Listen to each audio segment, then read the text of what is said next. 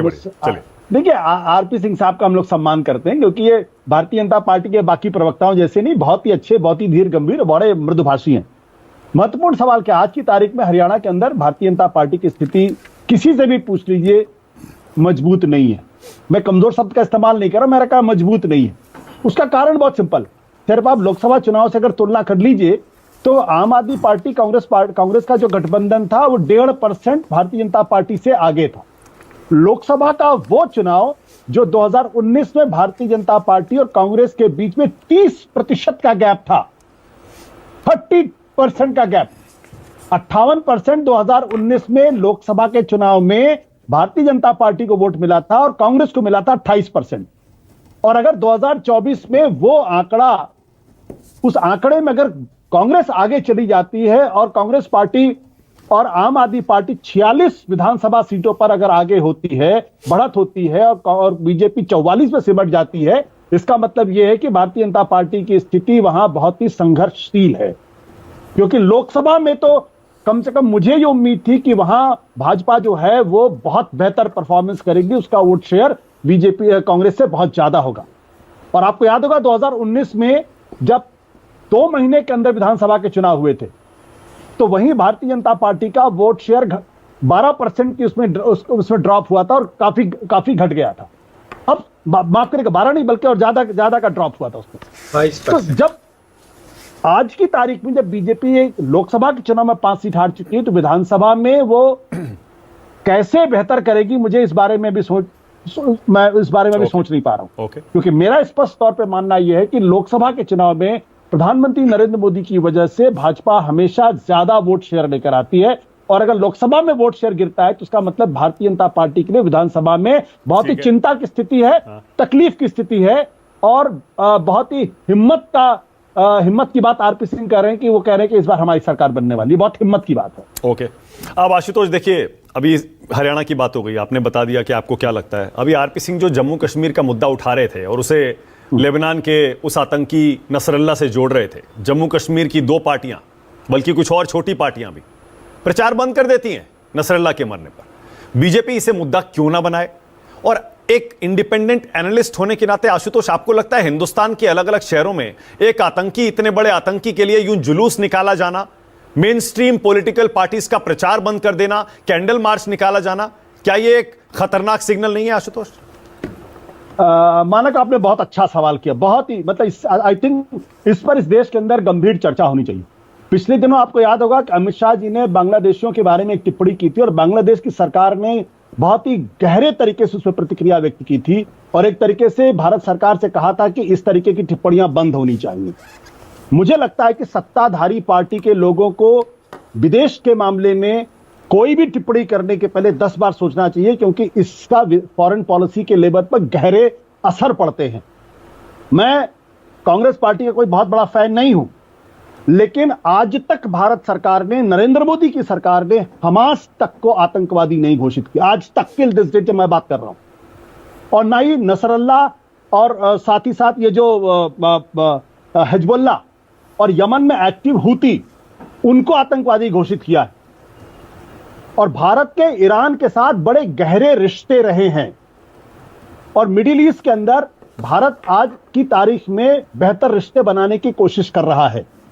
Israel का जो सवाल है वो अलग तरीके का प्रश्न है, उससे भी भारत अपने रिश्ते बेहतर करने की कोशिश की है।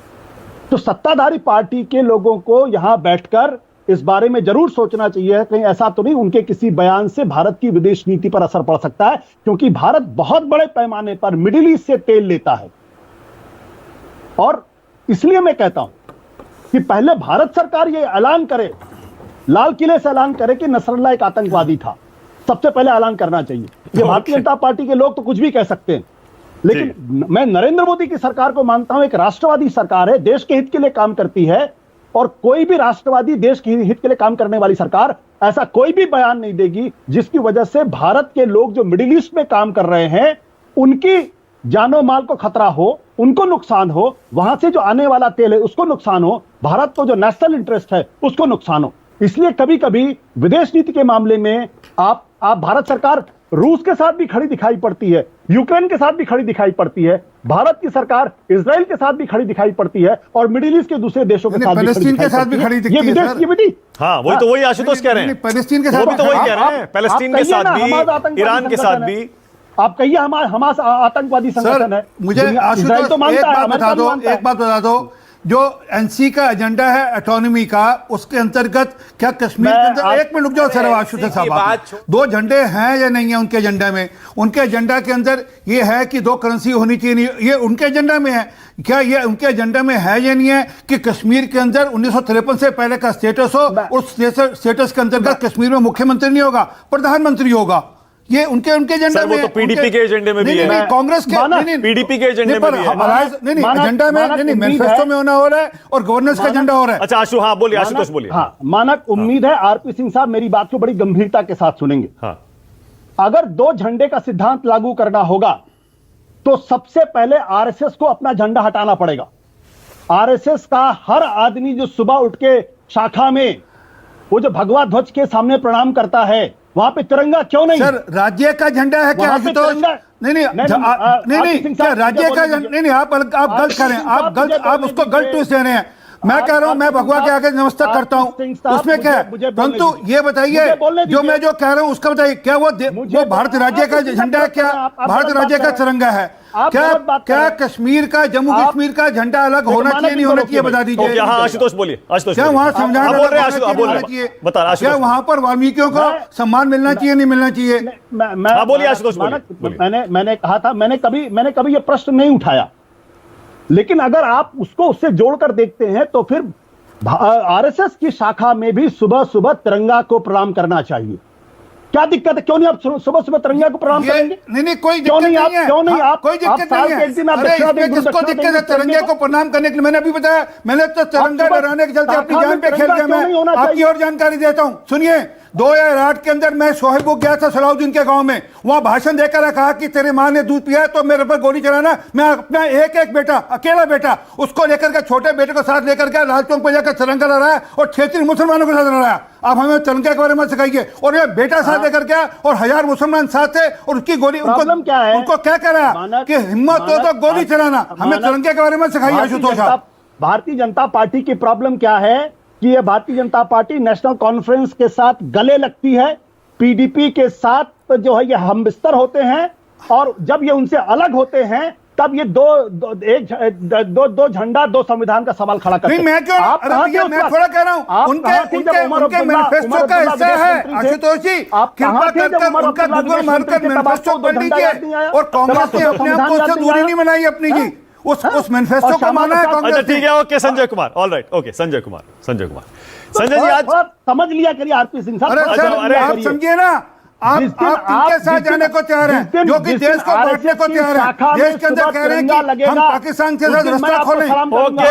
ओके ऑल राइट, कश्मीर के अंदर प्रधानमंत्री होगा, मुख्यमंत्री नहीं होगा। अच्छा रुकिए आरपी सिंह, ओके थोड़ा अब संजय कुमार, तिरंगा लगेगा, आरएसएस के लोग सुबह उठ के अपनी शाखा में तिरंगा को सलाम प्रणाम अरे मैंने अभी, आप कहां से ऊंचा सुनते हैं लगता है आशुतोष?